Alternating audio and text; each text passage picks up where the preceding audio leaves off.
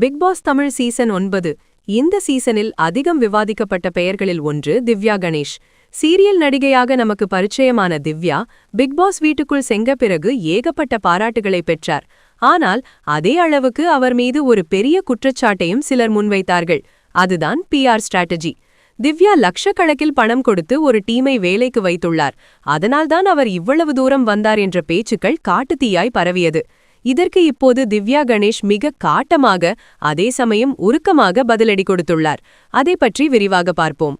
சுமார் 30 முதல் 40 லட்சம் ரூபாய் வரை திவ்யா தனது PR வேலைகளுக்காக செலவு செய்ததாக செய்திகள் வெளியானது.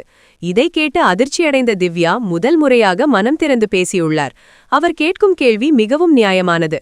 அப்படியே நான் ஒரு PR டீமை வைத்திருந்தாலும் அவர்கள் என்ன ஒவ்வொரு மக்களின் போனை பிடுங்கியா எனக்கு ஓட்டு போட்டார்கள் என்று கேட்டுள்ளார். மக்களின் விருப்பமில்லாமல் வெறும் பிம்பத்தை வைத்து மட்டும் ஒருவரால் இவ்வளவு தூரம் பயணிக்க முடியாது என்பதையும், மக்களின் வாக்குகளை ஒருபோதும் விலை கொடுத்து வாங்க முடியாது என்பதையும் மிக தெளிவாக பதிவு செய்திருக்கிறார் திவ்யா. வெளியே இருந்து பார்ப்பவர்களுக்கு நடிகர்கள் என்றாலே கோடிகளில் புரளுபவர்கள் என்று ஒரு பிம்பம் இருக்கிறது. ஆனால் திவ்யா உடைத்துள்ள உண்மை பலரையும் யோசிக்க வைத்துள்ளது. என் வாழ்நாளில் நான் சம்பாதித்த மொத்த தொகையே 50 லட்சம் ரூபாய்தான். அப்படி இருக்கும்போது ஒரு ஷோவுக்காக 40 லட்சத்தை எப்படி செலவு செய்ய முடியும்? இது நகைப்புக்குரியது என சிரித்துக்கொண்டே வேதனையை பகிர்ந்துள்ளார். இன்னும் சொல்லப்போனால் திவ்யா இப்போதும் ஒரு வாடகை வீட்டில்தான் வசித்து வருகிறாராம். தனது காருக்கான EMI தொகையை கூட இன்னும் கட்டி முடித்திருக்கவில்லை.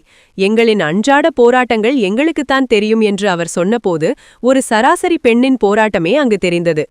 பிக் பாஸ் வீட்டுக்குள் செல்வதற்கு முன்பு திவ்யாவின் நிலைமை எப்படி இருந்தது தெரியுமா? கையில் எந்த வேலையும் இல்லை, வருமானமில்லை. ஒரு நடிகையாக இருந்தும் அடுத்த கட்டத்திற்கு போக முடியாமல் வீட்டிலேயே முடங்கி கிடந்த நேரத்தில்தான் பிக் பாஸ் வாய்ப்பு அவருக்கு கிடைத்திருக்கிறது. அந்த இக்கட்டான சூழலில் இருந்த என்னால் எப்படி லட்சக்கணக்கில் செலவு செய்ய முடியும் என அவர் கேட்கும் கேள்வி அவர் மீது அவதூறு பரப்புபவர்களின் வாயை அடைத்துள்ளது. நான் சம்பாதிக்கும் ஒவ்வொரு ரூபாயும் என் உழைப்பால் வந்தது என உறுதியாக கூறியுள்ளார் திவ்யா. சமூக வலைதளங்களில் ஒருவரை பற்றி அவதூறு பரப்புவது எளிது. ஆனால் அதன் பின்னணியில் இருக்கும் உண்மையை ஆராய்வதுதான் கடினம். திவ்யா கணேஷ் இப்போது தனது உழைப்பின் மூலம் தனக்கென ஒரு இடத்தை பிடித்துள்ளார். வதந்திகளை தூக்கி போட்டுவிட்டு தனது அடுத்த கட்ட கலை பயணத்தை தொடங்கியுள்ளார்.